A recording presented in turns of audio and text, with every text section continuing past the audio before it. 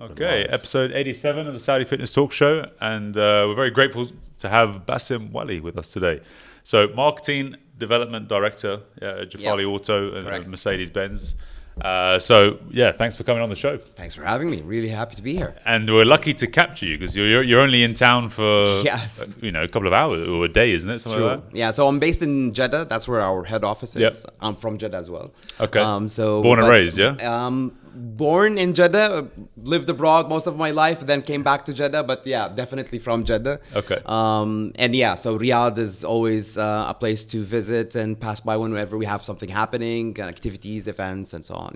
Yeah. And obviously with the Formula One last night, everything going on. Yes. Mercedes, you came, was it third constructors in the end? Or? Correct. Yeah. It's not the best year. We don't really talk about Formula One as often as we used to.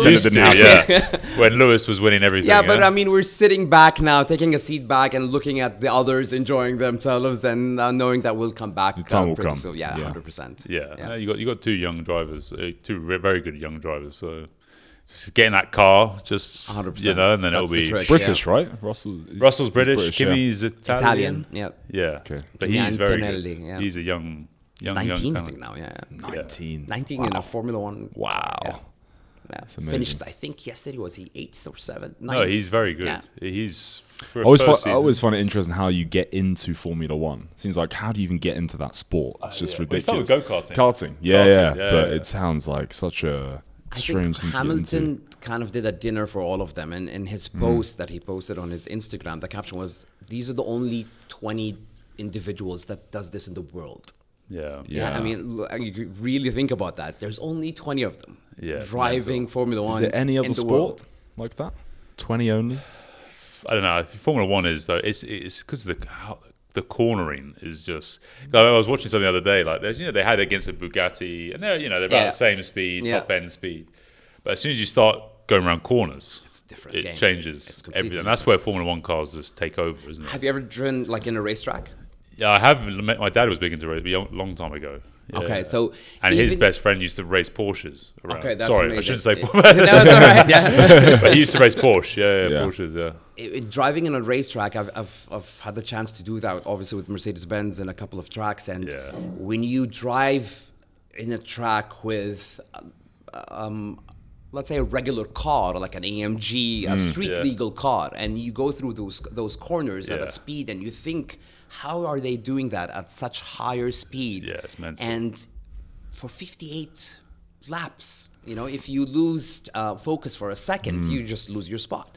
And it's really, really challenging, and it's amazing what they can do race after race. It's always, it's something really cool to watch, I guess. Yeah. Have you seen any of their strength training? What they do? I also see the one with the neck stuff. Yeah, the neck stuff with the G-force kind of thing. It's cool. You seen that? And the reaction always is something reaction stuff. Yeah, but the neck stuff is always one I like to watch. Yeah. They just hard. It's ridiculous the G's they go through. Yeah, mad. Your neck off. Even just us like regularly after a lap or two, your neck will be just knackered. Just ruined. So tired. Yeah. But no, it's a great sport, and it's getting bigger and bigger and bigger. And I think with the Netflix series, I think that really 100%. Just when was it, like 5-6 years ago or something like that? Just elevated the whole sport, didn't it? You from a marketing background, now it's the go-to platform or medium that when you ask someone, do you know anything about Formula One? Watch that first. And then buy into that because that's the best way to pitch Formula One to anyone who's not really aware about the sport or knows its details. Watch the series and you'll be hooked 100%. But why is that? Why is this? What is it with that type of series? And you see it in other sports and other things that are doing something similar. Why is it so attractive to get people into it? I think there are a couple of factors to it. The dramatic element of it. Obviously, there's a lot more added to it when it becomes a show and it's a series. The music, the background, the chills that you get when it's directed well. And like you said, you see it across sports and football. Who started that with Amazon? Was it Man City? Was it? Maybe Tottenham with Mourinho. Was it? And then it started that, and you see the behind the scenes, and then City did it. Arsenal did it, I think, as well. And the All Blacks did it. So you got a lot of them doing that. And for Formula One, it's kind of the same thing. It was such an elite sport that nobody knew anything about. Couldn't access it. You couldn't access it. Even if you attend the event, you don't really see much. You can't participate in it, obviously. Not like any other sport. You can kick a football around, on the weekend. You see like one corner for a car and it's gone. That's about it. So, the series gave you that insight, and it's very well done, very exciting. And then you saw, the behind the scenes as well. So it was really, really cool. Yeah. Yeah. No, I think. I mean, this season obviously was. I know we're talking a lot about Formula One, but just because it's fresh, isn't it? It's it was the closest.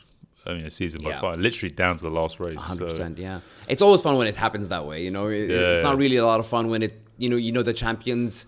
Like 3 races before the end of the season, but it's halfway through the season. I mean, back in the day, it used to be halfway through, like Michael Schumacher or Lewis Hamilton, or it's the winner, even. Exactly. Yeah. But yesterday there was a lot of excitement at the end, and seeing Lando with McLaren win it. Obviously not the team we're rooting for, but it was still very cool to see him win for the first time. World champion. And he's been trying. He's been so close the last couple of years. He's been with McLaren for 6 or 7 years, and he's been doing this for 15 years, and this is his first win. And I mean, really think about that. Yeah. In sports, and it's your first win. I mean, I can imagine how much that felt for him. And I'm sure throughout his career, there's smaller wins throughout the way, 100%. But 15 years, it's a lot of waiting time for you to win, the first championship. But so happy for him. Yeah. And you're probably quite happy that Lewis Hamilton's not doing so well.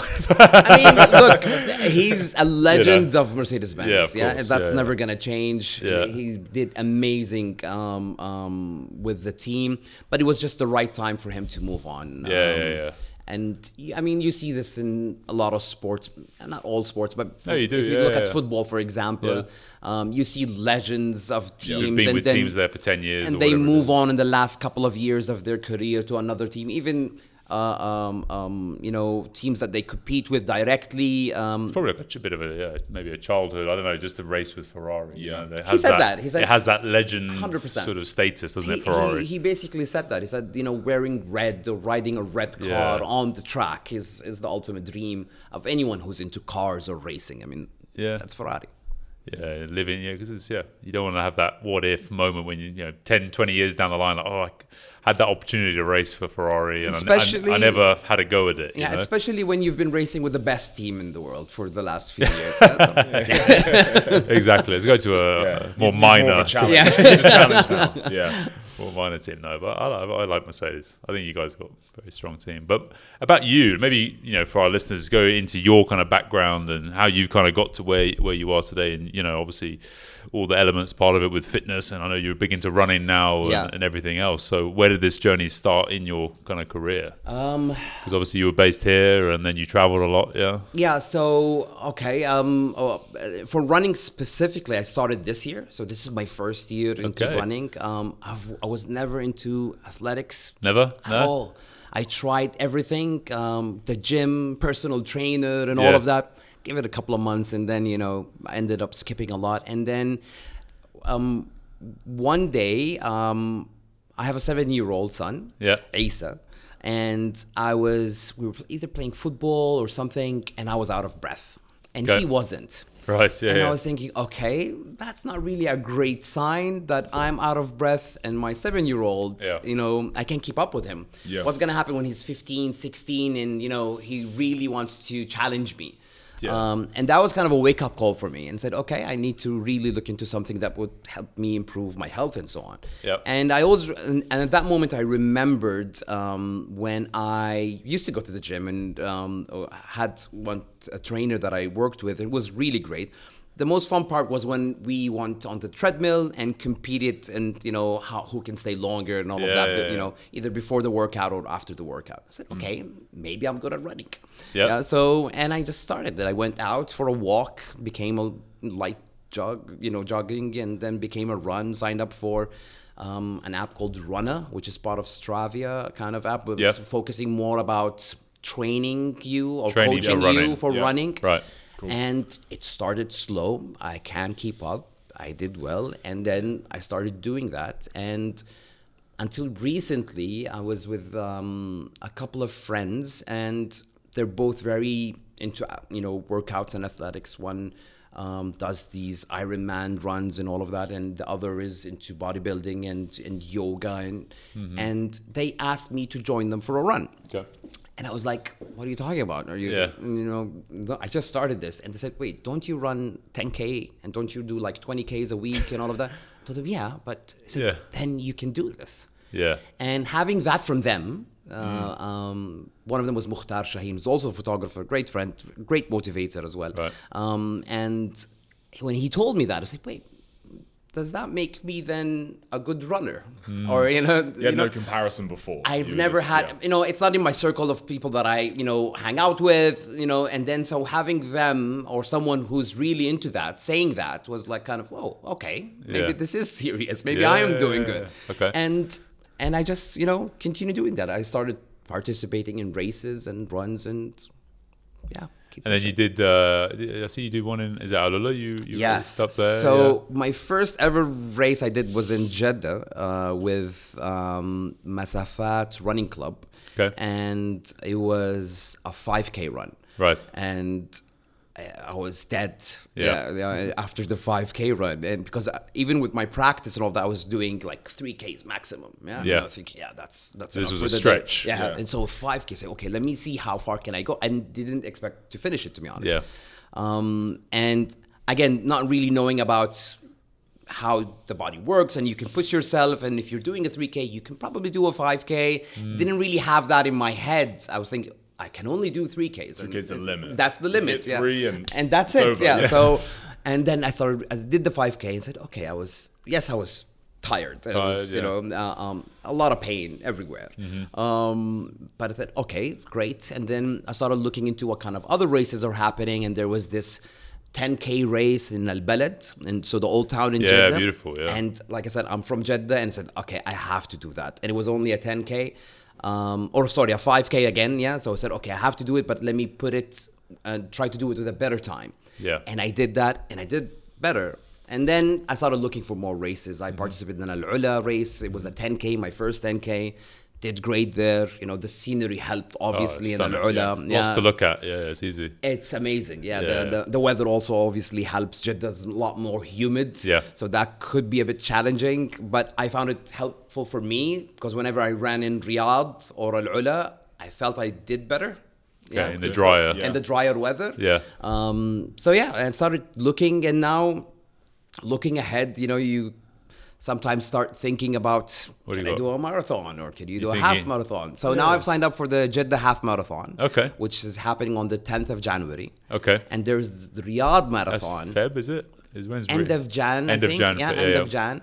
So yeah. So you can do half and half? I'm not sure yet. Half and half is a full, So I'll do half in Jeddah, half in Riyadh. That's one marathon. We got a full marathon, yeah. But yeah, I mean, all I see now on my Instagram feed is like Amsterdam marathon, London marathon. All right. So your feed has been totally, algorithms been corrupted with running now. But and that's the plan, to eventually, do the half marathon first, see how that does, and then maybe plan for one marathon in 2026. Okay. And see how that at the goes. end of the year, maybe. Probably, to work out.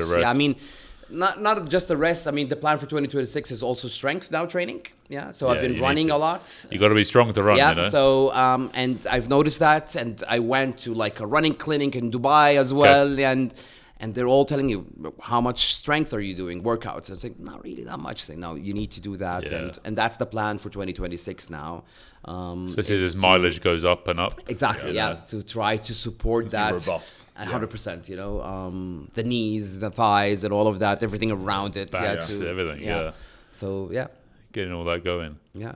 Oh, good luck. A lot of people get into strength training from running, don't they? Yeah. They get into running because it's so accessible. As we kind of talk about, it's so easy to get. You just get up and go with walking or running, but then you find like after a bit you're like, I need a bit of support. And to go faster as well. You need to be stronger. Yeah, it's like a pretty standard progression for an athlete, isn't it? Yeah, you do the sport and then you start doing S&C, strength and conditioning, that supports your sport.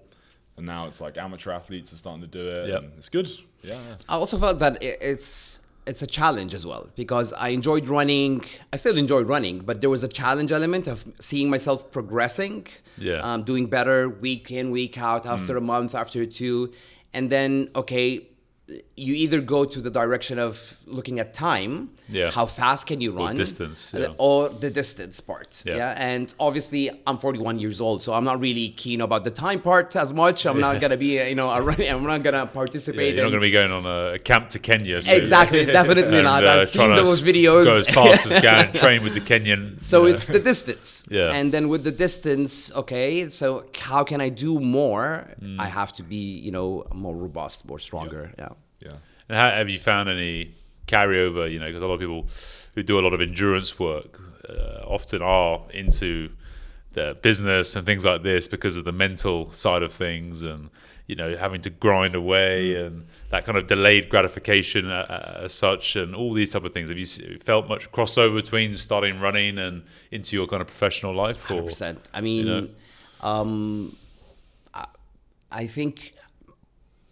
I'm going to try to explain how does it work. At one point, I did a personality test sometime in my career, and they list down your priorities. So you do kind of some tests and all of that, and saying from these are lists of your priorities. And number 1 and 2 was high achiever and perfectionist. Right. And the guy was saying, look, that's a very deadly combo to have, because, that's not really great if you have them as number 1 and 2. Yeah. And I realized, okay, that's who I am, and that's what helped me get to where I am today.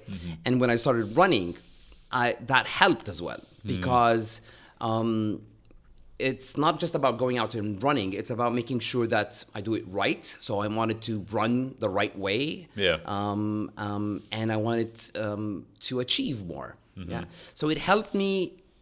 So that's from a personal point of view. It helped me to really focus on what I like to do. I love to do is to make sure that whenever I do something, I do it in the right way. But then that generated this focus on being consistent, being disciplined. And I could see how that helps on my day-to-day and work. Being consistent and disciplined get you results at the end. And another element that helped a lot, I think, is patience. Whether with myself or even with my team. If I look, I started running in probably March, April, probably, right after Ramadan, probably. Okay. And like I said, I was running 3Ks maximum, and I was out of breath, and couldn't do anything after it, and all of that. And I'm doing 20K runs now, on a weekend. So so if I look at that and saying, okay, that took patience, and apply that to my life as a manager in the office. So that helped me give my teammates, my colleagues, my everyone that I work with more time to deliver. Rather than yesterday. Exactly. I want this yesterday. Exactly. And it is not about just completing a task. It's about them learning the task properly and executing it. It's like, okay, if it took me 8 to 10 months to do a run, and I should give them some more time whenever I want them to execute something.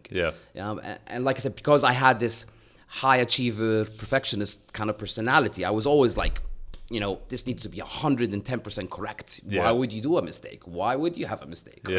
Why? So now I understand that more, and I understand that some things take time, and it's different from one person to another. And I hope it was a positive impact on me. I think maybe we should ask my team about that. But I believe so. We need to verify that. But I believe it did help. Where do you think that perfectionism came from? Has it always been from a young age, or was it parents, or you just always been like it, or nature or nurture sort of thing? I think it's a mix of everything. I mean, or did it come in at a certain point, like when you? I think I always had that from the start. I remember from day one. So I've been with the company. I'm coming up to my 20th year, or rolling into my 20th year now. Wow. It's my first ever job. And I've been there for all my life, my career. Amazing. And I remember 3 or 4 months after I started, I was asked to be part of an activity and an event, and as a new team member, just to support, they needed manpower, and I was just, okay, you're young, come on in, we'll help out, ushering people or whatever. And I remember I didn't like something happening there with the organization of the event. Yeah. And I went to the management, said, look, I don't want to be part of this. Thank you very much. I wasn't very clear on why, but I just said, I don't want to be part of this. Yeah. And then thankfully they asked, saying, wait, why, would you want to leave this? It's, extra hours and, there's a overtime payment on it. Why would you say no? I was probably, 21, 22 years old. Yeah. And I thought, look, I don't, there are things that I don't like how they're done. I think they should be done in a better way. And I said, okay, let's sit down. And again, thankfully, I had that management at that time that would listen. Who were open. Yes, and said, okay, so what are the things? And I said, 1, 2, 3. And I didn't have a huge list. Saying these 3 small, minor things can be 100% better, and we're just not doing it that way. They said, okay, join us again tomorrow, and we'll fix that. I said, okay. And next day, I was put in charge of those 3 things to fix. Yeah. And said, okay. Yeah. Now put your money where your mouth is. Yeah. And thankfully and luckily, I did. Yeah. So I think I always had that in me. Now, prior to that, why is it there? Yeah. I'm not really sure. Sometimes people, there's often an incident or just something happened, or what I mean. That there's something that just sparked it. Or it was taught, from a father or a mother or something like that was, like. I think my father has always had this. And dot the I's. 100%. I mean, my father has that in him, 100%. Again, he's been at the same place working, and I get that from him for 48 years. Yeah. Oh wow. And he progressed throughout his career in that, and before he retired. And I think I get that from him on, how to do things right. And one of the stories I always hear about him, or that I remember, is one of his colleagues was telling me over dinner, I guess, at her home or something. Yeah. And he's telling me, your dad was the only one that in his career, the guy telling the story, that used to ask me to give feedback on something. Right. Yeah. Interesting. And that stuck with me, saying, okay, why was that a good thing, and why did it, why is this guy telling me that? Yeah, I was a kid. Yeah, why is he telling me this story? And it made me realize many things. One, you need to share this information and listen, but you also need to make sure that you do it properly and just don't take things and take it as it is and work with it, and not work with it. You need to improve on things. So I guess it's from my dad, probably, and maybe kind of I took that and tried to develop it further. Yeah. And so you've been at Mercedes 20 years. Almost, yeah. So you started off, you said, ushering or doing some. My job was an assistant for. Back then, there was a Maybach department. Okay. Yeah, so Maybach back then was a standalone brand. Yeah, right. Not how it looks like today. So he was the manager. I was his assistant. Right. Yeah. And then what happened? So it's been 20 years since then.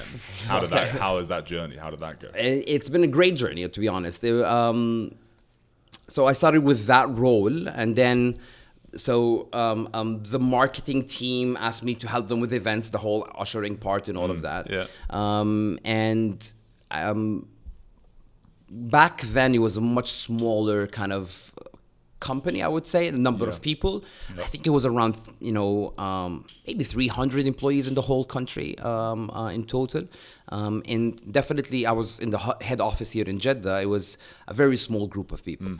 And I was the youngest in the group. Yeah. So a lot of times, we need some help in this. Can we ask Basim? Yeah, okay.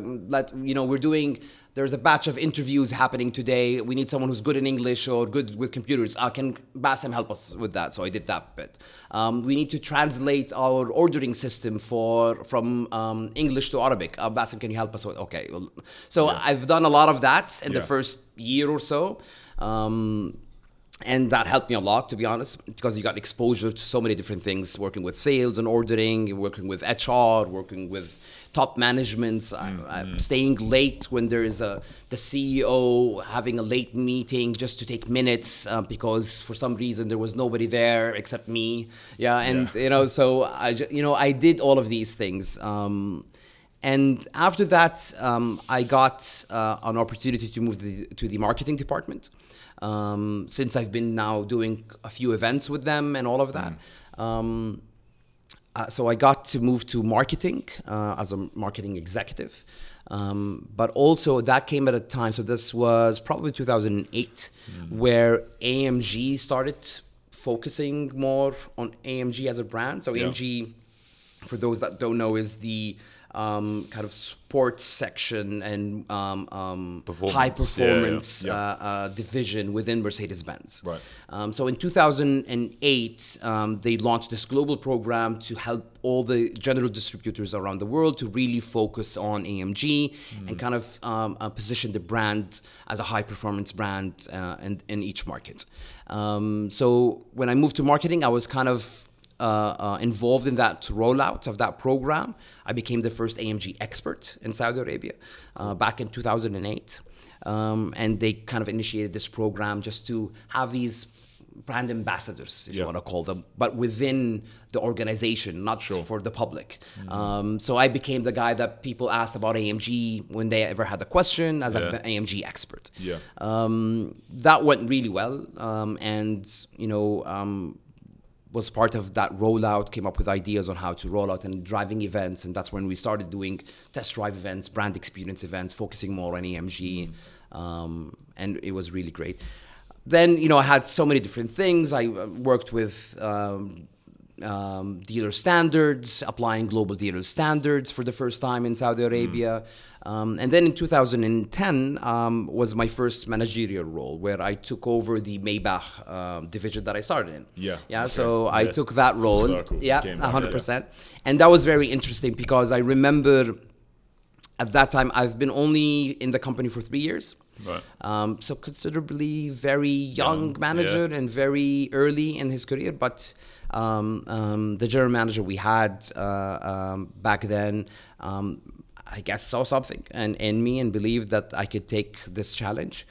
A lot of pushback, from people that I didn't expect to push back. Really? People that you thought are with you saying, wait, you're going to burn out, you're not going to make this, and literally having that discussion with me. Wow. I remember that day was one of the scariest days of my life because I got so much negativity. I actually believed it. Right. And I was like, wait, I don't need this. I'm going to fail. They're putting me in a path to fail. And I left the office and I was really kind of unhappy. And then I got a call from the CEO or the general manager. He was the general manager back then. And he said, look, I completely believe in you. I'm going to announce this tomorrow. All the best. If you need any help, let me know. Any questions? And I said, no. Done. And that's how it started. And I did great. I had the target. I achieved it, and so I was in sales and after sales kind of targets, and I did well.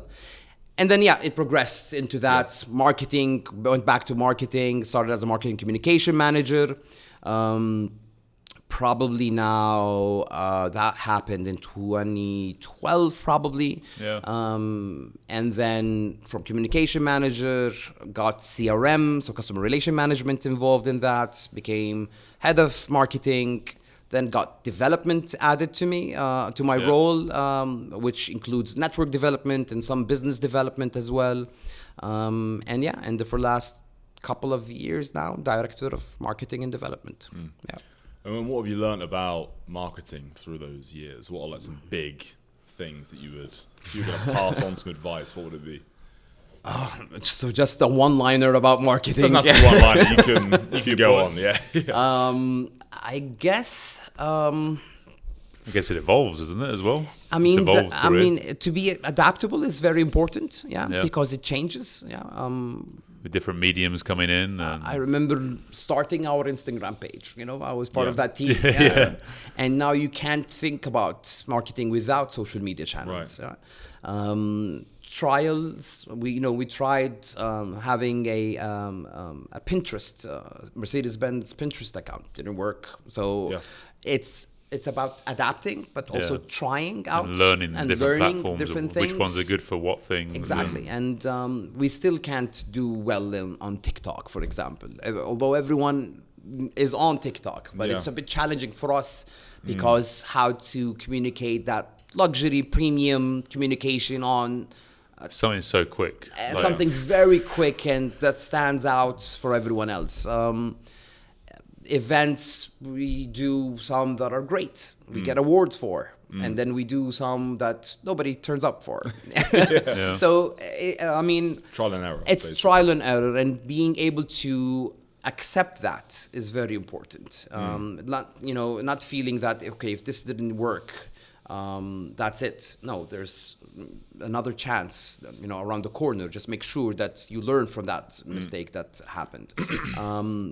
And like I said, because I have that personality of making sure that everything is perfect and that's what I was going to ask about. Surely it's tough. It makes it very challenging, to be honest. Because if you're a perfectionist, you should be an accountant. Yeah, or something. Perfectionism can lead to I'm not sure if this is going to work. A pause and delay, and not procrastinating, but often just not trying things because you're worried it might. I see it with my wife. That's why mostly. But she's a perfectionist, and I see her just delay on things, and rather than just having a go. And we'll do an A/B test or things like this. If you try things, then you learn more faster. And I think that's where the high achiever part comes to counter it. Okay, balances out. It balances out, and that's why the guy that did this test for me saying, "Wait, this is not, this might not be healthy for you because." I keep on going. I want to make sure that I do the next one. So, like you said, if you're just a perfectionist, you can take your time and don't worry about maybe getting recognition on it or achieving something specific. You just want to make sure that you execute something in the best way possible. But then if you're just an achiever, you then want to do much more, even if you drop your perfectionism in there, because it's the number of things you want to do to achieve more, to achieve the goals you want. Put those two together now, and that's the balance. Okay, we could let go a bit of what we want to achieve, as long as we can, make it better. And vice versa. So, but it takes. It's not an easy thing to do because I feel it. When we want to do something, yes, I do push back and saying, wait, this is not right. We should only do it when it's right. But then I want to do that. I still want to do that. So let's not pause. Let's continue. So it's not an 8-hour shift anymore. It becomes a 12 or 16-hour shift until we get that right, and then we restart again. So with activities, I mean, the recognition we've got and the achievements we've been able to deliver or reach from the things we've done helps. Saying, okay, you're on the right path. The methodology of how you do things is right, and so on. So I think a couple of years back, we probably won like 40 awards in 1 year for marketing. From different kind of entities. All different around markets from around the world. Only for Saudi Arabia, Saudi. But from different agencies that provide these awards.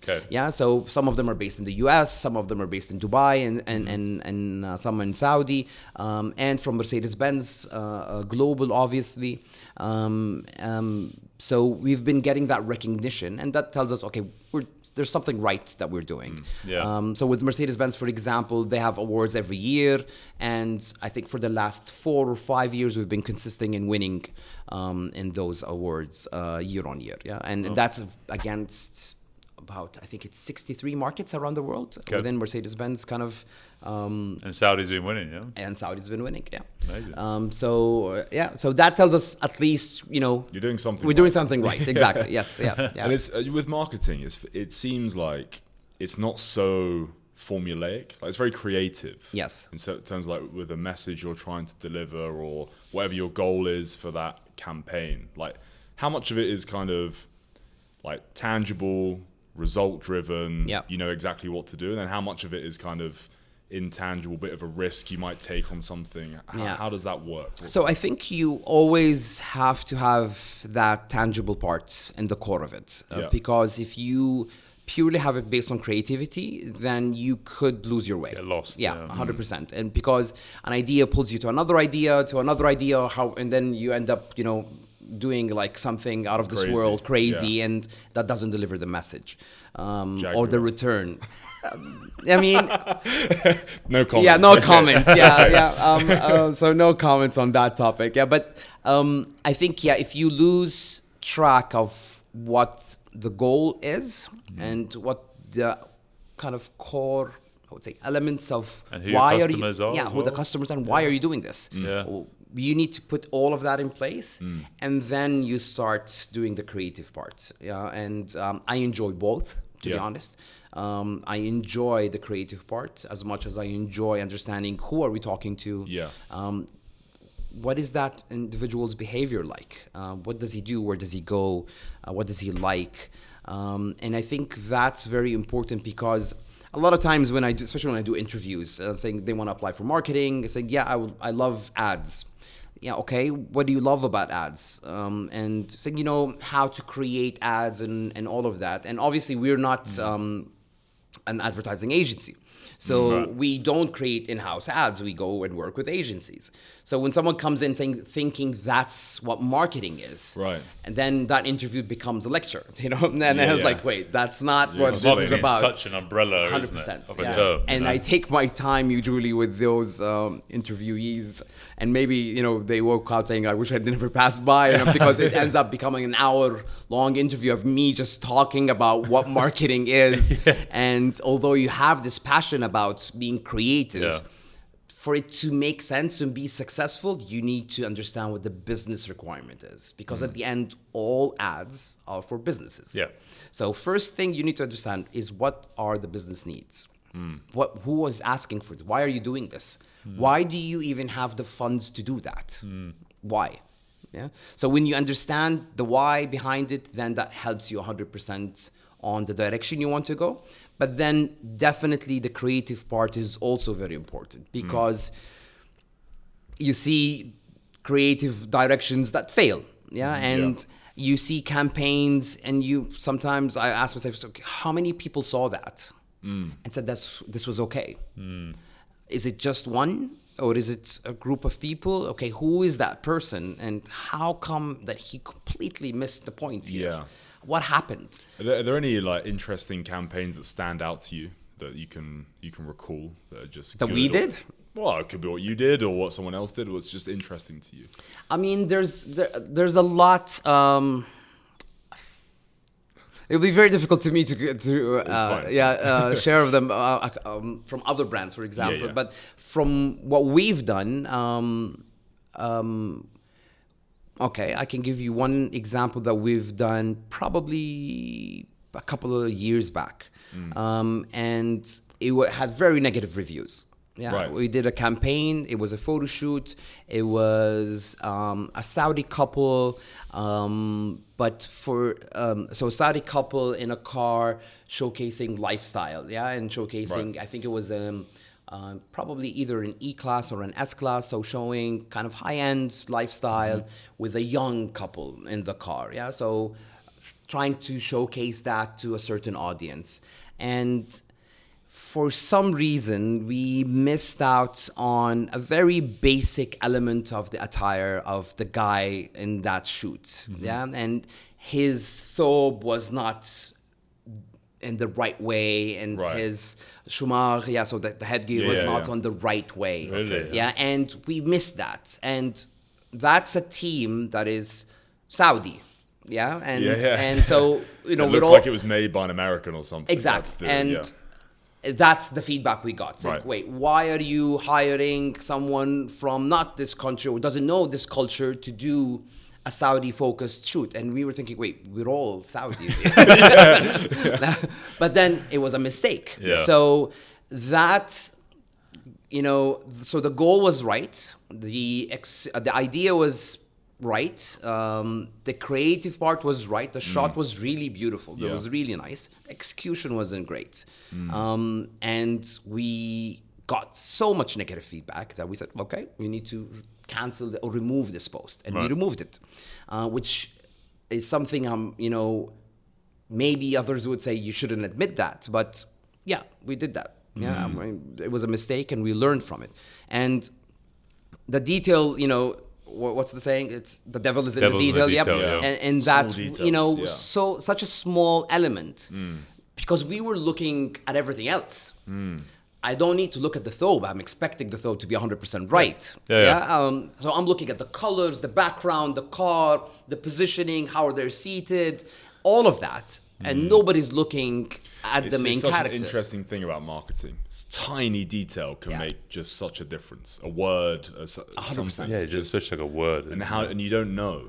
You know what I mean? You It's can never know. You don't know. So we sat back and said, okay, let's remove this. And then we internally said, okay, now we all now see that why we need to give our full attention and time whenever we talk or when we create something, because someone else could point something out that they're right about that we didn't notice. So that was kind of an example, the only example I'll ever give you of a failed campaign that we've done.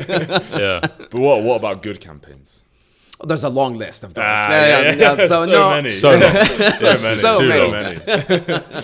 I mean, most recently you've been doing this move with Mercedes. Yes. I mean, this was really, really positive. So especially with RWC, I think. It was really great. Have been the greatest. I was, to be honest, really, said, I was just saying that before we started recording that RWC part was really, really one of the best ones that we've done. But just to give everyone an idea, so basically we wanted to create activities, a campaign, you want to call it, to be able to reach out to an audience, a specific type of audience that we believe might not have the time or the interest to pass by a dealership. So I thought, okay, there is a lot of those kind of groups that, their life maybe they don't have the time, or the lifestyle is not leading them into passing by a dealership and seeing what's available. So I thought, okay, we wanted to reach out, and we've identified a group which is a group that has grown in Saudi recently, which is focusing about wellness, and being active and that type of lifestyle. And whenever I talk about Move with Mercedes, I always think, wait, did we just do this because I started running this year? Probably. Purely selfish project. A very selfish project. And I always keep asking myself that, and I think, no, I keep reminding good logic myself. behind it. Yeah, there's a logic behind it, and the steps I wanted to make sure. Selfish logic. It's fine. So I always kind of remind myself what the steps we went through, and they were legit. They were the proper steps, and. So when we started looking into the market, so this is just the team and the agencies we work with, everyone's pitching different ideas, and there was a list of ideas and proposals, and one of them was this wellness approach, and with our goal of reaching out to audiences, with the growth of wellness in Saudi Arabia, with it being part of Vision 2030, 100%, with so many clubs, studios, gyms opening up in the last couple of years, whether in Jeddah, Riyadh, and Dammam, that made a lot of sense. And we thought, okay, how do we then package this? Then comes this creativity part, and how do we communicate this? How do we execute it in the best way? And so we came up with the name Move with Mercedes-Benz. And the idea is that to showcase that Mercedes-Benz as a luxury premium brand is also about having that lifestyle. It's not about just the cars and the vehicles and all of that. No, it's about having a premium lifestyle. And wellness is part of that. Wellness is a huge part of that. And maybe not everyone understands that. And we thought us highlighting that as Mercedes-Benz would also help those that are not into that wellness kind of lifestyle really understand that as well. Because we have a following. We have a fan base that just love Mercedes-Benz Whatever for you do, they love. they Yeah. love Mercedes-Benz for the brand. Yeah. So we thought, okay, so we're doing two things here. One, we're reaching out to those that are already there, that see the added value of that premium lifestyle with having wellness in it. And then the other part would be to pull in those Mercedes-Benz fans and showcase how this could also be part of your life, and we support that. And then we started reaching out to different clubs, seeing what's available, what's doable, and we did a series. So it's span around now 2 months, I believe, 6 to 8 weeks, I think. Yeah. And we're coming up to our last activity end of this week, which would be a running activity. Nice. Yeah, so that's Big the finale. finale. Yeah. Purely selfish. This whole thing. This whole That could have some question marks on it. Yeah. unbelievable, honestly. How do you get this signed off? Yeah, the big final one is going to be a run, and I'm leading it. Yeah. So that's happening at the end of this Yeah. week. But what we've done so far was we've done Pilates, we've done HIIT, we've done yoga, we've done what else did I we see do? paddle. I think We did thing. paddle as well. Yeah. Yeah. So it's a mix of all of that. Of everything. Nice. And that helped us to reach out to so many different audiences. And engage with, get engage, out of the really. dealerships and into. Honestly, Yeah. the amount of positive feedback that Yeah. we've got was unbelievable. We did not expect this. Right. So many people reaching out, many people reaching out to me, to the team, to shareholders of the company. Yeah. Well, I got a message from one of the shareholders one day saying, someone sent this, that his daughter was in a spinning class. It was a spinning class in Jeddah with Pulse Studios. Yeah. And she was there, and Mercedes was there, it was great. And so a lot of positive energy, and that comes Yeah. from the whole wellness Yeah. and core of it, that it's all about positivity and Yeah. and doing more. So it was really, really positive. So much requests we've gotten from different clubs, upcoming clubs, established clubs and gyms, saying, what can we do together? We see now other brands that we know about that are going to do something similar very soon. Yeah. And that makes us really happy that we Yeah. kind of, I You're don't want to say we starting started a movement, but it started getting maybe the corporate world as well Yeah. into the whole wellness world. Connecting a bit, yeah. So that's really, really helpful. And we worked with, so RWC was a really great event because it was a great turnout. Feedback was really positive. We worked with Longevity. We worked with Core. We worked with, like I said, Pulse. We worked with Paddle District in Jeddah. That was also a bit special. So we took one paddle court and rebranded it. Yeah, look cool. I saw it. Really, Yeah. really cool. And the feedback was great. It was for 2 weeks. So everyone that was there for 2 weeks had the Mercedes-Benz branding available, had Mercedes-Benz branded, what do you call them, brackets? Yeah. So that was really something special. And the feedback has been really great. And looking forward to the finale with Race Arabia, where we're going to do a 5K run in the Jeddah Formula One track. Of course. So, yeah. Where Very else? cool. Nice. Yeah. Very cool. So that's Yeah. going to be very, very exciting, yeah. Nice. No, I think it's great. It's interesting to see, like, yourselves. I remember I saw somewhere, it wasn't here in Saudi, I think it was maybe in Europe or maybe Dubai, like other car companies getting involved with wellness and doing Pilates. Yeah. Like, I think it was Porsche, and then there was Porsche other did a ones. yoga thing in their showroom in Dubai, I think, as That well. was Yes, it. yeah, It was yeah. all purple, I think I saw. And Yeah. But there is such it's interesting to see the corporate getting into, because we worked in fitness for like 15, nearly 20 years now, and it's like when you go to a gym, it's such a melting pot of so many different people. You don't often necessarily know who's, because everyone's in trackies and or in t-shirts and shorts, and you actually don't know, but you meet so many different people from all walks of life. Yeah. And it's such a great place to meet people, connect with people, have that kind of third space as such, outside of home, family life and home. You've got your corporate professional world, but then there's this other space now that's, where people have their connections and meetings and get to know people. 100%. I mean, I feel that with running, for me especially, I've now have Instagram friends or running friends that you only talk about running or see them when we're going out to run. Yeah. Today I went for a run today morning, and Where'd you go this morning? Sports Boulevard. Yeah, nice. Yeah, so I saw it at the is it called Panorama Sports Boulevard? Yeah, I think so. The first part of it. Yeah, the first part. And there was I could see a group, and I went to them and asked them, are you guys starting or are you finishing? So they said, no, we're finishing. Okay, so I went off to a run, and then I ran all the way to Bujeri. So did a 9K in total. Going and coming back. Yeah, you go over the motorway.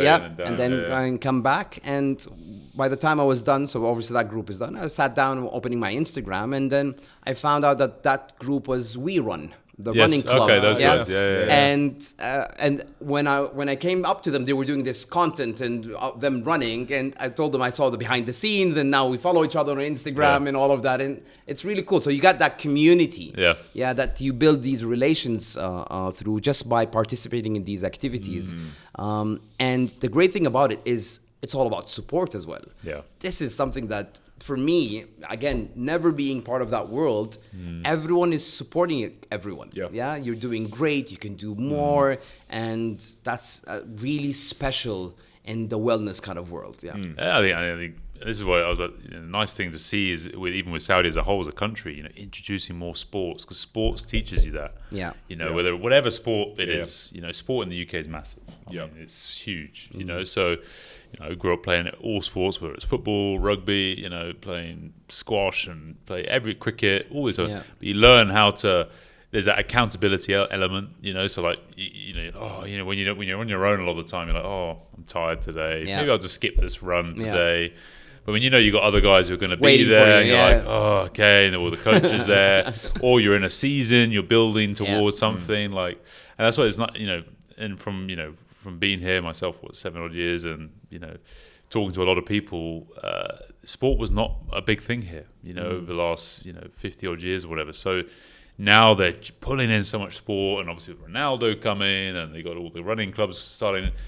Sport has so much transferable elements to it, to business, to family, to just being a better person, and all these type of things, and how to deal with loss and winning and all this type of thing, but also the camaraderie element and getting people from all walks of life together as well, which is different, because you like you said, with the running group, you're meeting people you'd never meet before. Or you 100%. Go to a gym, you would meet people you would never normally bump into. And you have something in common then. And you have something in common, and that's where you can go for a coffee afterwards, have a meal with them, then you have like your end of season or end of year, get-togethers and meetups. Then you meet. It's the social side. That what I'm trying to say is that you build this whole network, which is outside of professional life, because that can be very stressful, all-consuming, and everything else, as well as then family life can be very stressful, all-consuming with that side.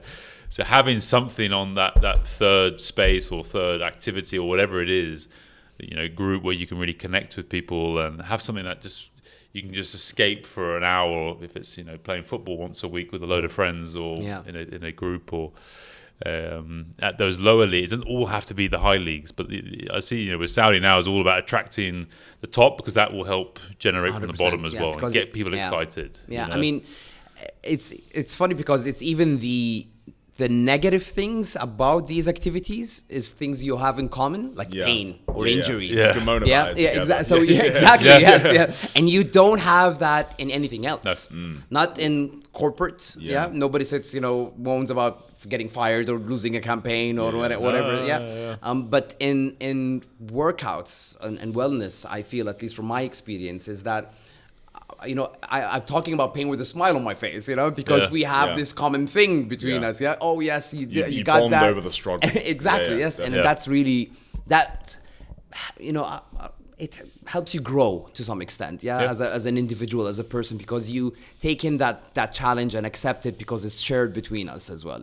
And working, towards something, like you're working towards your distances, or some people are working towards their times, or some people are working on and there's a lot of sport encourages a lot of personal development, along the way. And that's from us as being coaches, a lot of people come to us, they're like, I want to lose weight. It's like, fine, but why don't you try and what about get involved in an activity like running or performance based? Because getting in some sort of sport or activity, get focused on that, and then probably along the way you're going to get healthier. You'll probably lose weight along the way.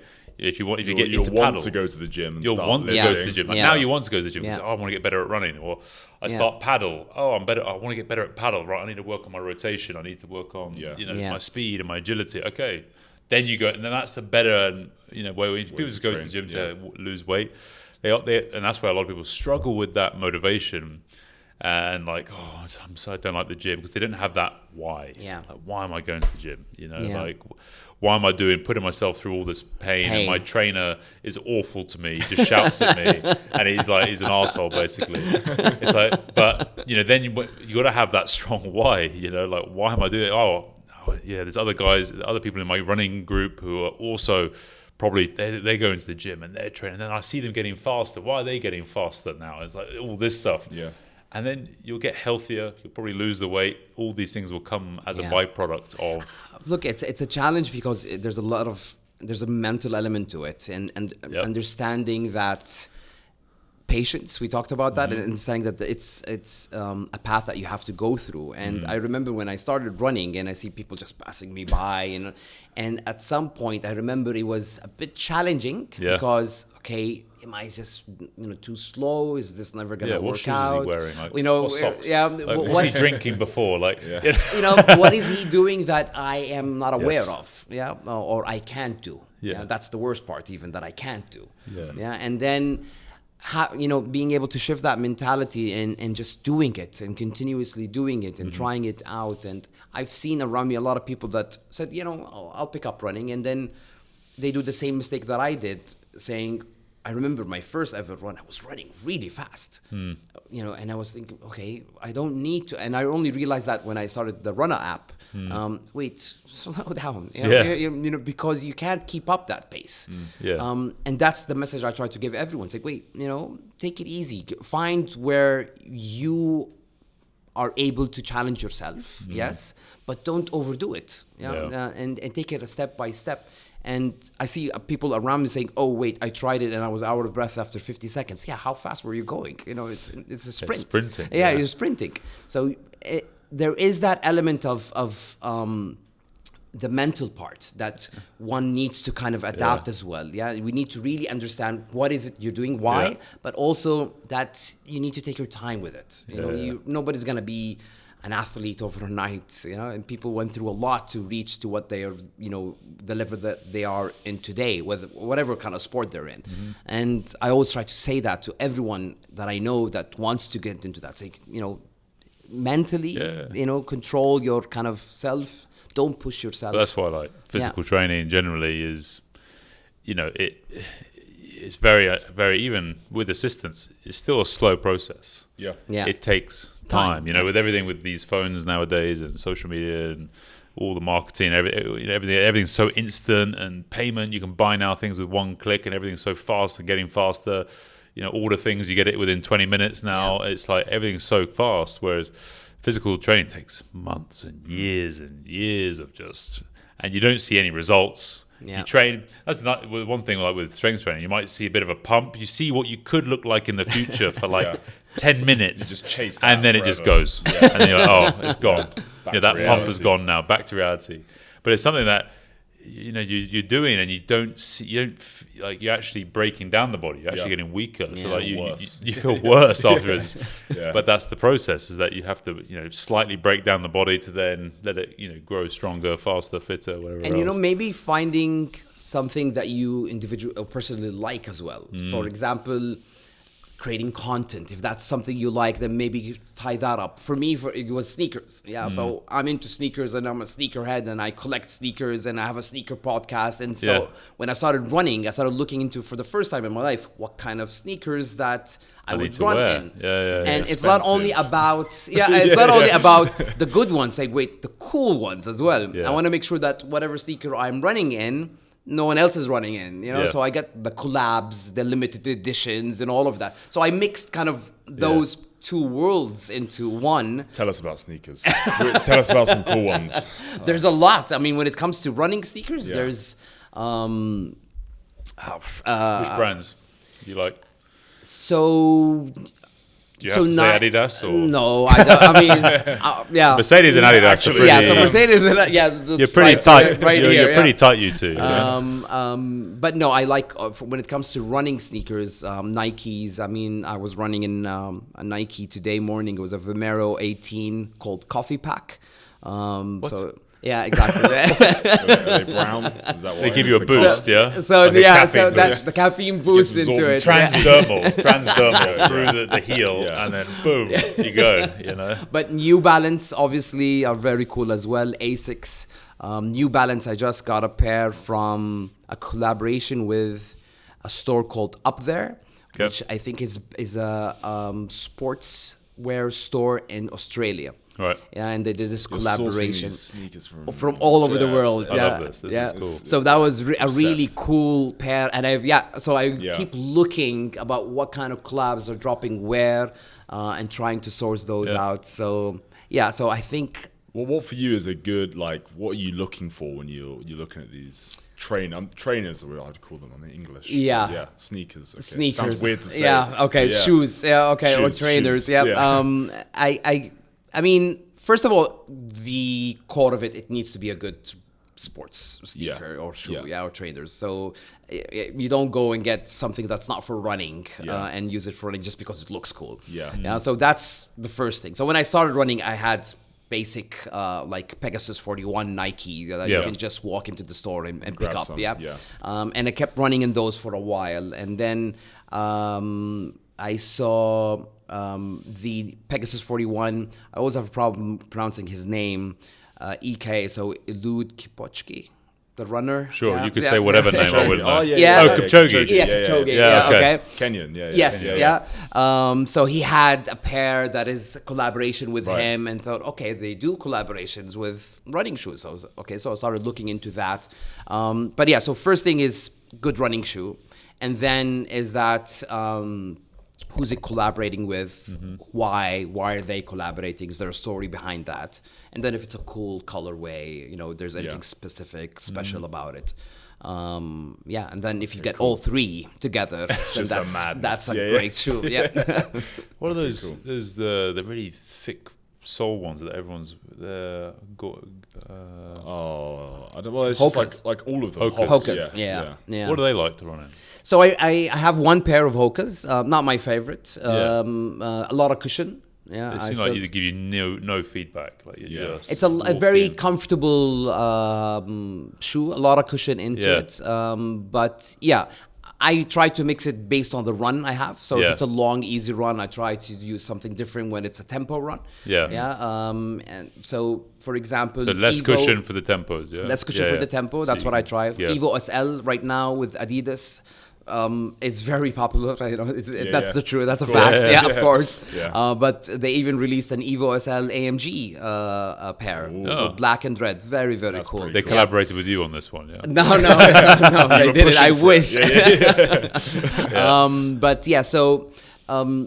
There's a lot of these cushions. Nike are now really going crazy with these cushions that are really thick cushions, and it could be good for an easy recovery run, basically. Or super long distance. Super long distance. Also, depending on what are you running on. So maybe in Saudi we don't have a lot of running paths, so you run a lot on concrete, asphalt, marble, sometimes flooring. Through palaces. In Jeddah, across or next to the Corniche. So the whole flooring is marble there. And so running on marble, there's no give at all there. So cushion helps. Because if you run with something flatter or more harder, you feel it. You really feel it in the first 1K on your knees immediately. So there's a lot of these cushions, but again, depends on what you're running on. Is it a trail run and so on? So in Al-Ula, for example, was very interesting because there's a lot of trail there, and it was so it's a mix of both. You don't want too much cushion. So you don't want too much cushion there. Nice you need a good grip there. So Pegasus was a good shoe to run in there. you tried like barefoot shoes, like Vivo barefoot? No. Any of those? No. So remember the 3 elements I told you about? There's a 4th one, which is cool looking. And that's doesn't it. fit. That's me, uncool. So uncool. Yeah, I fit that. That's my own category of uncool. Adam just only wears those shoes. Really? I've been For wearing a run? just Vivos for probably 15 Went to his years. wedding in them. Nearly. No, my wife was like, no way. Yeah, for like 15 years. Because you know what it was? It was my university lecturer. My biomechanics guy. He actually helped create the shoes. Wow. With the guys who founded Vivo back 15 odd years ago, and so he wore them, and he was like, raving about them. Obviously, he's a good salesman. You believe it immediately. And you haven't checked it since. No, I haven't checked. This is the best shoe. I'm not changing. But there's absolutely no kind of. Well, some of their trail, they put a little bit of cushion in. Okay. They're cheating. Really. Yeah, they're cheating. You got to go raw. Yours are just I have to cover. get stones in my feet. Yours don't even have the sole on. No. You just have a cover on the top. It's a cover on top. Bare foot. It's, I think I'm just stupid enough, dumb enough just to wear them. I've been wearing 15 years. I wear them for everything. I used to have. But now like other companies are bringing them out because for 10 years it was only Vivos basically. Yeah. So I used to lift in them a lot, and I never ran much anyway. But I'd run in them on concrete and just like ow, God, it's running. It's running's fault. Yeah. My ankle hurts, my knee Running's hurts. bad for you. Running's bad for you. Just lift. But yeah. So no, but Vivos are cool. Okay, you never tried them. But No, I haven't. No, Not I to don't walk. think. No, You never go there. No. Not cool enough. It's too disgusting. Yeah, I don't get it. I mean, I don't get it. Yeah. Cushion at all. It's a very, very thin cushion from what I saw in the image. I think the idea behind it is kind of like developing your foot strength, ankle strength. Yeah, so you go more natural. You know, so. I mean, for maybe hikes, probably trail running, maybe would work out. Yeah, because you would need that kind of more. Always get on hikes, aren't you? Always. Up the stairs, sit down. Upstairs. Yeah, great. Yeah, my mum and dad live in a 3-story. There you so go. it helps. It's a daily hike. Yeah, no. I just got sold nonsense. What about Crocs? Just saw some over there. Yeah, Crocs. What do you think of Crocs? I mean, they're coming back now. Yeah, the trend is back. Yeah, the trend is a bit back now.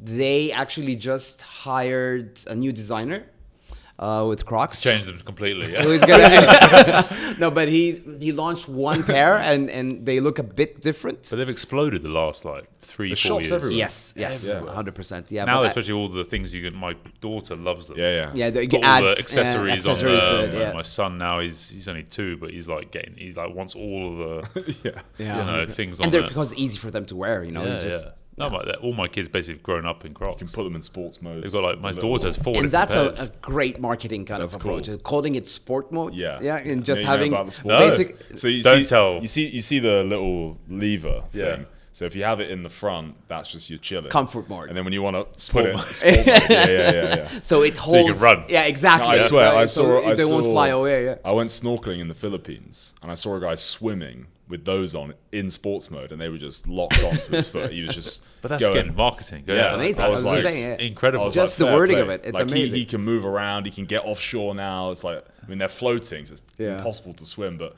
sport. They mode- had one shoe, Crocs, which they've done with a designer called Salihi, and it's called Juniper. So if you ever even want to go all the way to a full shoe kind of Crocs, there is one. There is one. Yeah. Wow. Yeah.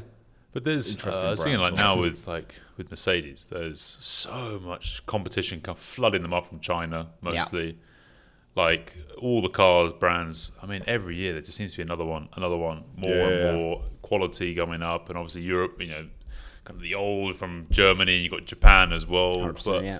how is China affecting the market? Because it seems to be they're just flooding. I mean, it's always going to have an effect. Yeah. It's very unhealthy to sit back and say, nope, this is not going to impact us in any way. It will impact you. Yeah. It just, again, going back to what do you stand for? who are you as a brand? Yeah, I suppose you have to really dial in now. Yeah, and what are the values you have? Mercedes-Benz is coming up to celebrate 140 years next year. Yeah. So 140 years. Huge heritage. Huge heritage. They started in 1886 Yeah. with the first three-wheeler. Yeah.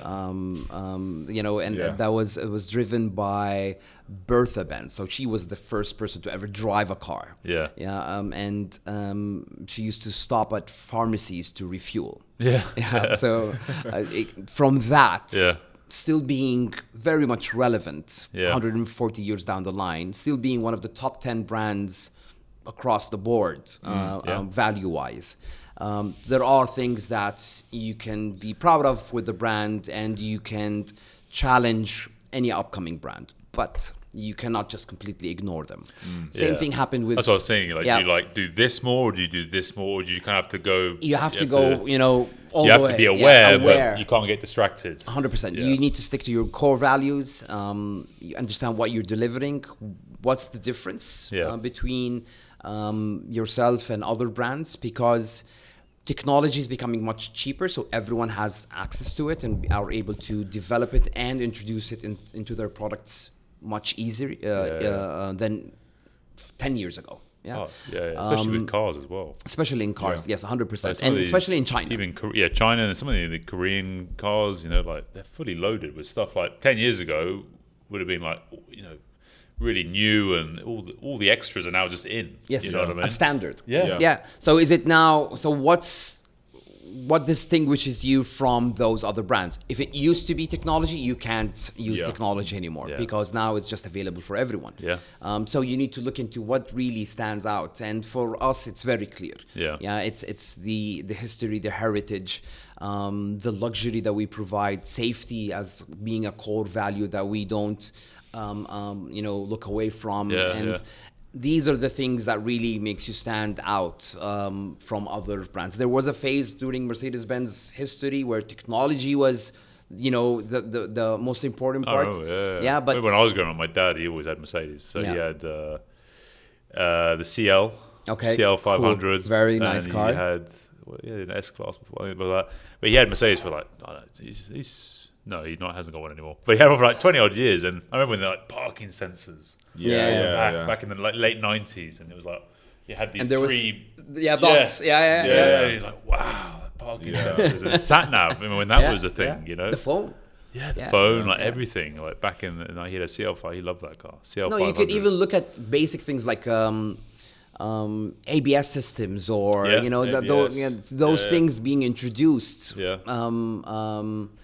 I want to say, was it the 3-point seatbelt maybe as well? It was either Volvo or Mercedes-Benz, one of them. So technology was... Volvo has always been known for safety. For safety as well. So today you can't, anything you introduce today will be available tomorrow in a Chinese brand. Even if you create it from scratch. I saw the Chinese had one of their cars, I don't know which brand, I don't know what it was, but some big, looked like a family sort of car. They were dropping... like a huge palm tree, a tree on the roof, and it made like this dent in it. Wow. It was like, this is mad. It was a huge tree. And they did it 3 times. It's fine. They had a crane pulling it up and then dropping it again. And it was, the roof was just getting dented like that much. It was nothing. That's mental technology. but but look, they do produce good cars. And I've been there. I've visited factories in China and seen how they work. They have very good products, and we understand that, and we look into that. And even as a distributor for Mercedes-Benz in Saudi Arabia, we understand that there are people that would say, look, why don't I just get a Chinese brand? And they don't care anymore about the history or the heritage or the brand or the status that comes with that brand. But Mercedes still has a status thing. Like, even in governments, like cars, like certain. There's a lot tiers, of that, 100%. But there are also, some unique elements within a Mercedes car. For example, if you take a G-Class as an iconic model, an SL as an iconic model, those add status in a different way. What was it the SLR? SLR, back in the day, that was a really, really cool car. The SLS as well, So there's a lot of really amazing cars. If you look at the history of Automotive that stand out from Mercedes-Benz. Yeah. And now obviously the challenge is to continue It's the doing future, that. Yeah, you the know? future. Yeah. And they still produce some really, I mean, I always tell everyone that I'm very lucky to work with a brand that is being able to develop so much. I mean, we just launched a car called the SL Pure Speed. And it's an amazing vehicle, amazing car, design, language, technology, the whole look of the car. It has no, it's one of those crazy cars that has no roof and you have to wear a helmet to drive it. Yeah. And Wow. really, really amazing cars. And this is launched now in 2025. For road or just? Yeah, for road. What? Yes. You can see it in our showroom here in Riyadh. Maybe we saw it the other day when we were there. Maybe, yeah. Yeah, so it's there's I think 2 of them in Saudi Arabia.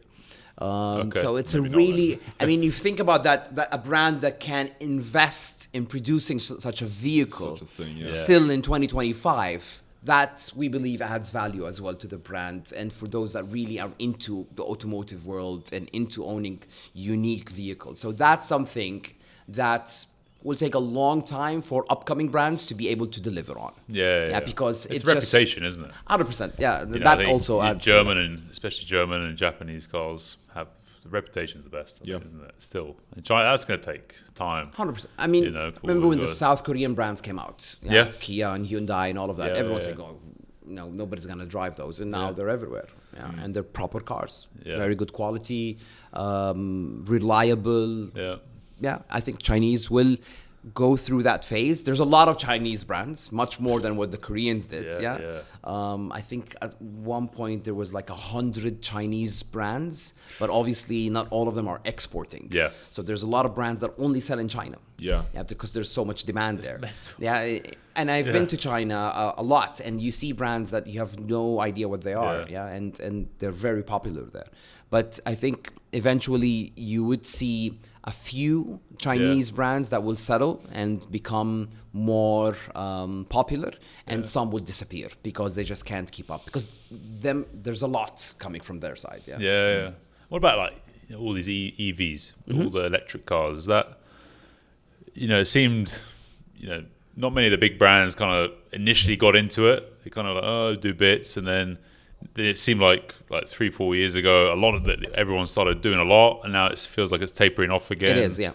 So what's happening with especially from Mercedes side, like EVs? And I mean, the direction is there much has demand here? I mean, the direction has changed, even for Mercedes-Benz globally. There was a direction a couple of years back where it's all EV or nothing. Right. That has changed. Yeah. Changed because demand wasn't there. So not as much as people thought it would be. EV is still very much part of the plan. Across the board with all products. That's not gonna change, but it's not gonna go or roll out as aggressively as people thought it would be. So it's gonna take a bit more time. It's got to be market dependent, hasn't it? 100%. So that's the change. Because the governments are pushing different things. It depends which market. So some markets And have states even. incentives. Some markets don't have incentives for EVs.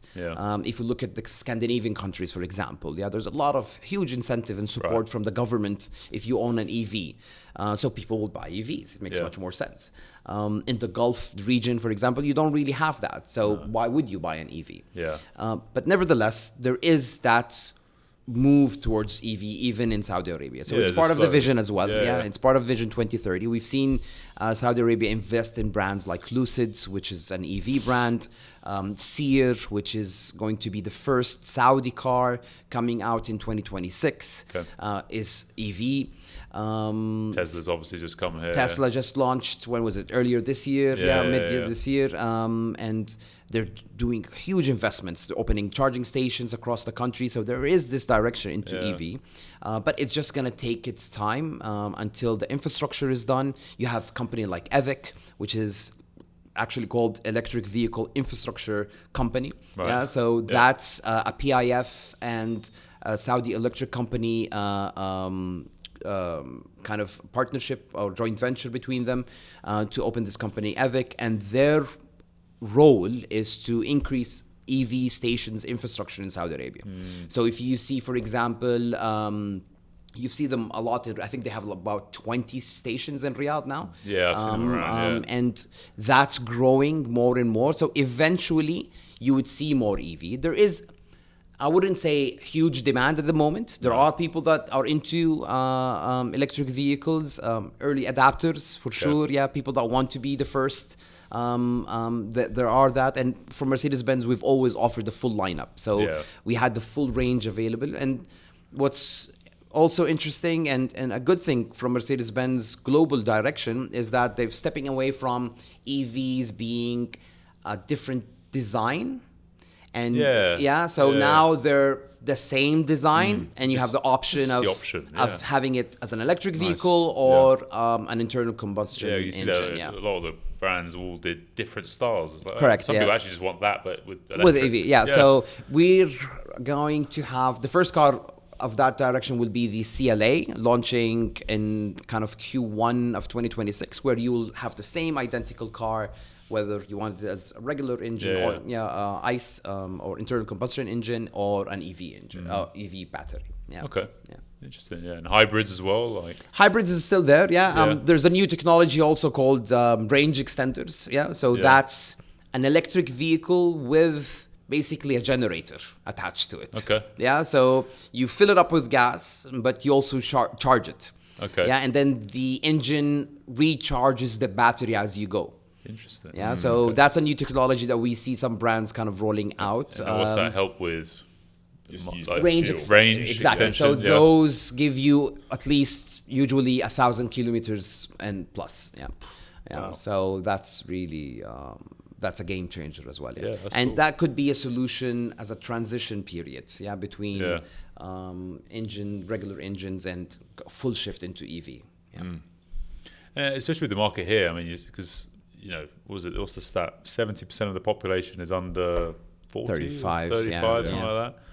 So are young people like how? I mean, obviously you do. I guess like Move with Mercedes is kind of engaging with that younger element and with that because Mercedes is always kind of.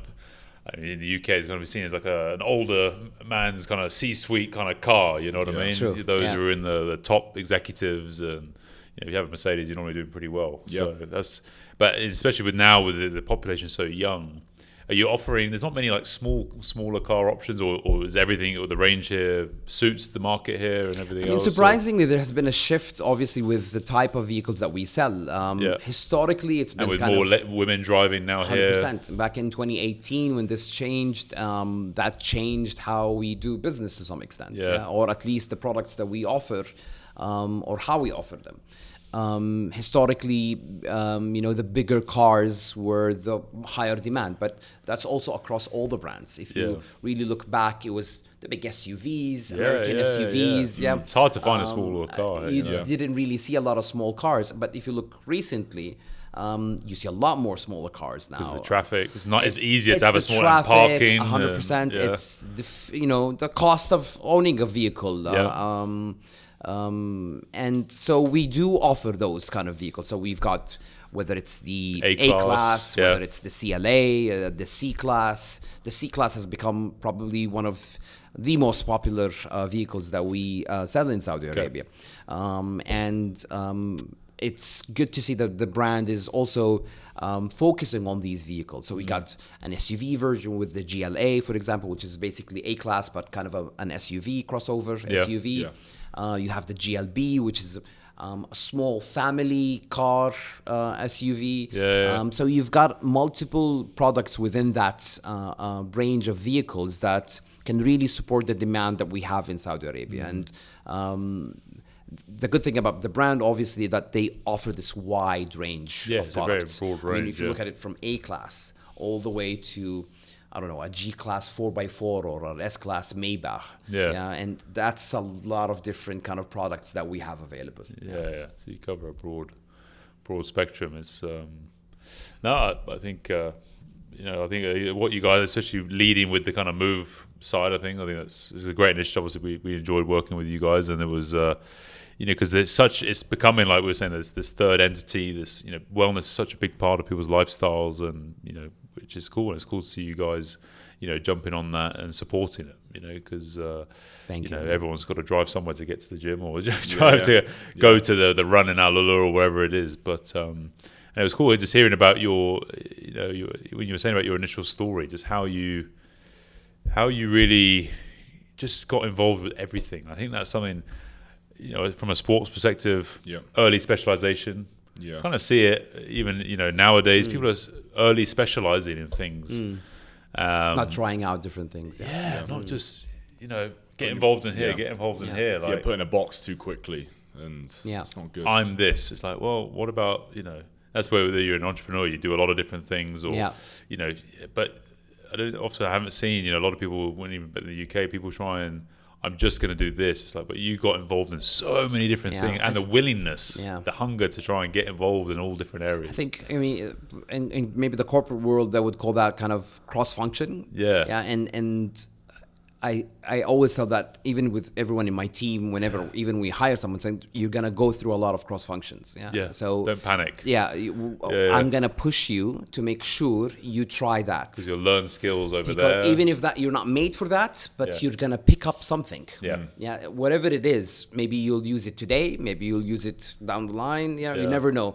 But that is something very, very important, that you do expose yourself, your team, to different things, get them out of that comfort zone that they're in, and test yourself out, seeing where can I go with this, can I add value to it, and you'll be surprised with how much adding value to it as well. You as a person and your character and all the other, not just the tangible skills that you'll get from whatever it is, but also just how do you deal with that, being uncomfortable and not knowing this certain area. And how do you feel sitting in a room when everyone else maybe thinks they know more about this because they've done it and you don't, and how do you react to that? But that's it. I think it's short term, being uncomfortable with it. It's long term, you build your self-esteem and self-confidence. Actually, I was okay, I survived, whatever that thing was, ushering, or I had to go, translate something like you were saying, or whatever it is. It's like, I think this is where a lot more younger people have to, especially early in their careers, in their 20s or whatever, have to lean into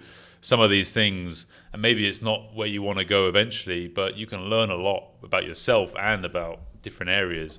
And especially if one day you want to go into director, you want to be in the C-suite, it's good to have a little bit of experience in all these other areas. 100%. So you understand, you can empathize, you can understand, you can communicate with people in all these different areas of the corporate world or business or whatever it is, so that you're not just, it's not in my job description. This wasn't part of my thing. It's like, but see it, cup half full, cup.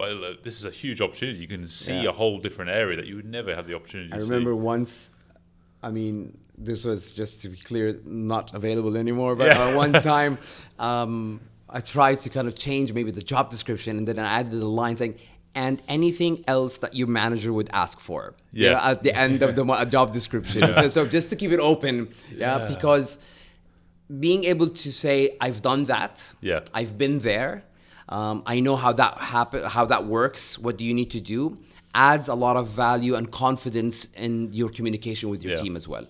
When I see, for example, someone in my team struggling with something, I could sit down and understand, okay, why is this happening and where is it coming from? Because I've been there. Even if it's something that maybe it wasn't really my role 100%, but because I got that exposure. So in marketing, for example, you got social media, you got digital, you got activations, you got PR, you've got all of these things, all of those together. And if you've done bits and pieces of all of that, you can relate. Approach where you just try it, you throw everything out, use all the use everything you can. You really need to be selective, but first understanding what is it doing? What it does, what does it do?